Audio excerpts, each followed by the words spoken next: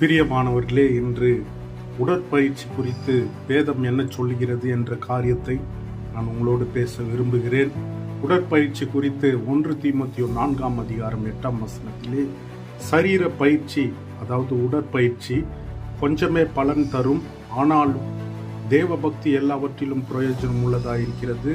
அது இந்த ஜீவனுக்கு வரப்போகிற ஜீவனுக்கும் வாக்குத்தத்தத்தை கொண்டுள்ளது என்றும், இந்த உடற்பயிற்சி செய்வதின் நிமித்தமாக உடலை தேவனுடைய ஆலயமாக நாம் கருதுவதால் அந்த சரீரத்தை நாம் சரியான முறையிலே பயன்படுத்த வேண்டும் என்று 1 கொரிந்தியர் 6:19-20 சொல்லுகிறது.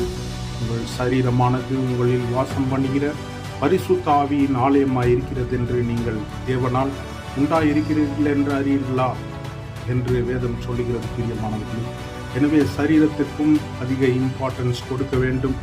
அநேகர் ஆவிக்குரியவர்களாய் இருந்தாலும், தேவனை தேடுகிறவர்களாய் இருந்தாலும், ஆண்டவர் எல்லாம் பார்த்து கொள்ளுகிறவர்களாய் இருக்கிறார்.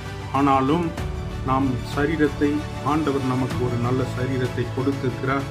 அதை நாம் பாதுகாப்பது நம்முடைய கடமையாய் இருக்கிறது. நாம் பயிற்றுவிப்பது, உடற்பயிற்சி செய்வது அது அவசியம் என்று வேதம் வலியுறுத்துகிறது. அதை போல மற்ற வசனங்களை நான் உங்களுக்காக சொல்லுகிறேன். உடற்பயிற்சி செய்வது எதை கொண்டு வருகிறது என்றால், உடல் வலிமையை மற்றும் சோர்வினை நீக்குகிறது.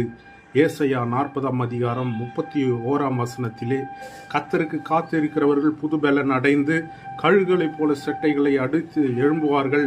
அவர்கள் ஓடினாலும் சோர்வடையார்கள், நடந்தாலும் இளைப்படையார்கள் என்று வேதம் சொல்லுகிறது. பிரியமானவர்களே, இங்கே பார்க்கிறோம், ஓடினாலும் சோர்வடையார்கள், நடந்தாலும் இளைப்படையார்கள். இது ஆவிக்குரிய அர்த்தமாக இருந்தாலும் இது சரீரத்திற்கும் பொருந்தும். எனவே இங்கே ஜாக்கிங் பற்றி ஆண்டவர் அழகாக எழுதியிருக்காரு, வாக்கிங் பற்றியும் ஆண்டவர் அழகாய் வர்ணித்துள்ளார்.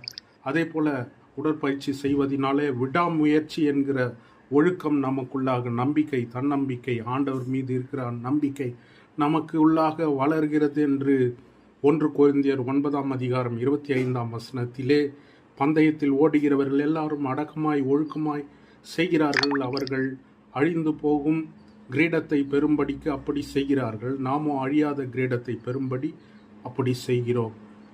எனவே ஒரு பக்கம் ஆவிக்குரிய வாழ்க்கையாக இருந்தாலும், மறுபக்கத்திலே நான் சொன்னபடி இந்த உலகத்திலே நாம் வாழ நம்முடைய சரீரத்திற்கு தேவையான உடற்பயிற்சி நாம் கொடுக்க வேண்டும், சும்மா இருக்கக்கூடாது.